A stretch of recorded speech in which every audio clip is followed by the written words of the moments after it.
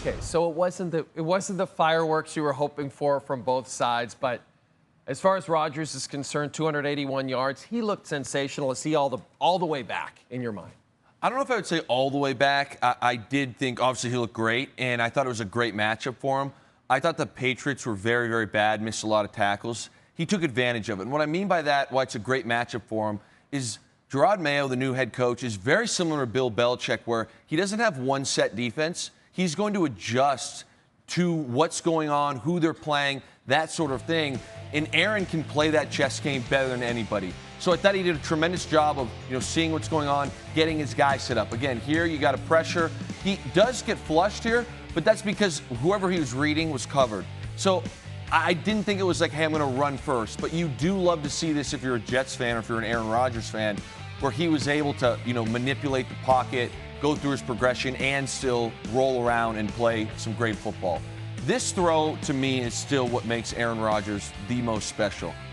I mean, when he let this ball go, I'm like, pick six, Patriots are back in the game. Mm-hmm. And why I would think that, because Aaron Rodgers somehow can put it 1 millimeter past, I think that was Christian Gonzalez's fingertip, right into Garrett Wilson's hands for a TD.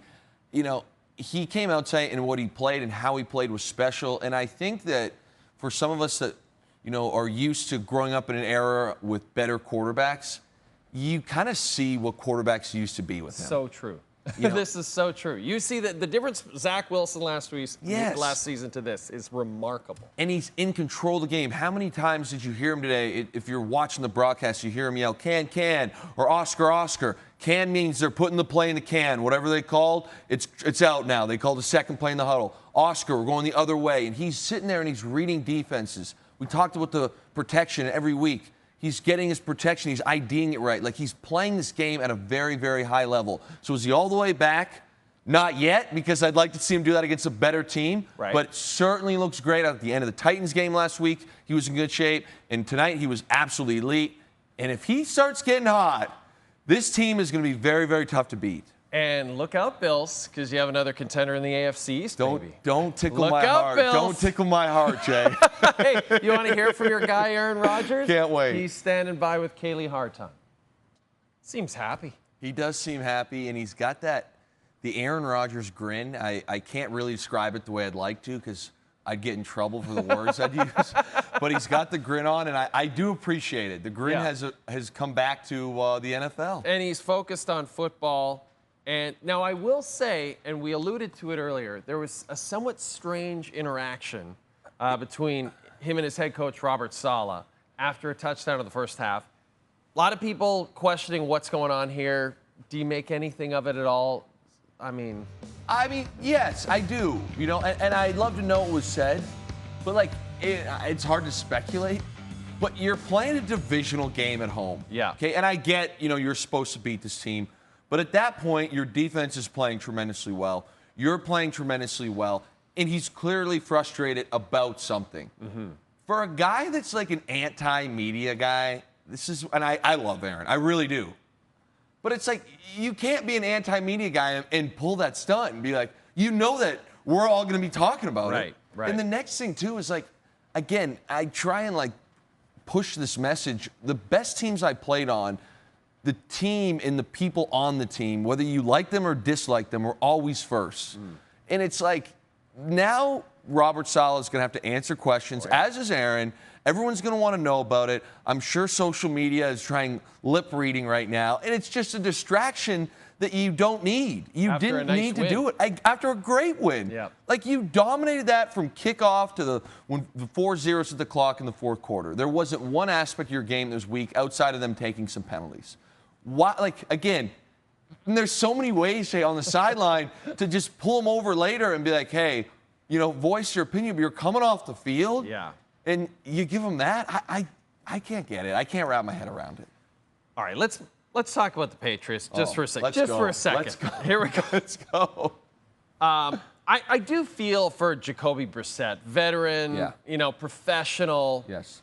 But, at the end of the game, you got to see what you got with Drake May. You bring him in for a little bit. He looks okay. Do you accelerate that process to have May start to take this over? Because you really see what's happening with this team. As you said, this defense looks porous. Very bad. Now, Yeah. I don't think this team's got any hope, but that's not what they're going to be preaching, and I think it's too early for Drake May. And why I say that is you look at the Patriots through 3 weeks. They beat Cincinnati. They should have beat Seattle. They had the field goal block. They lose in overtime. And right now, it's a Thursday night game. You're on the road. You got smoked, and I understand that. But you look at this stuff, and, like, this is correctable. And what I mean by that is we just simply don't have guys blocked up well. And the holding on the left tackles did hurt, and I understand that. But there are a lot of plays and blitzes where, I mean, we've got guys coming right down the middle where I think if you go back in your Gerard Mayo, you're like, okay, we had some protection issues. You know, can we keep a tight end in there? Can we button up our ID system, how we're going to block this? And also, can we run the football? Yeah. Stevenson, who's their main horse, who's been great this year, has 6 carries. And I know that the message was we need to throw the ball down the field after the Seattle game. And I understand that. But you can do that without abandoning your bread and butter. So it was almost like, to me, the perfect storm. Aaron was obviously very hot, did a tremendous job. But in the same breath, it was like they had a poor game plan. You know, you got a new head coach. He probably took his lumps today, too. And I thought that the Patriots really were unprepared. You know, they didn't tackle well. They had no idea that the Jets might bring pressure, which they usually don't. In my head, I sit here if I'm New England, and I say at least 3 to 4 more weeks before I'm bringing Drake May in, just because you're not out of it yet. You're a game back of the Jets now. The Bills are in the driver's seat, obviously. And the Miami Dolphins, as we all know, have a ton of questions with regards to the quarterback position. So it's a tough loss. You're not dead in the water yet. It doesn't look good, but I'm not ready to abandon ship just yet.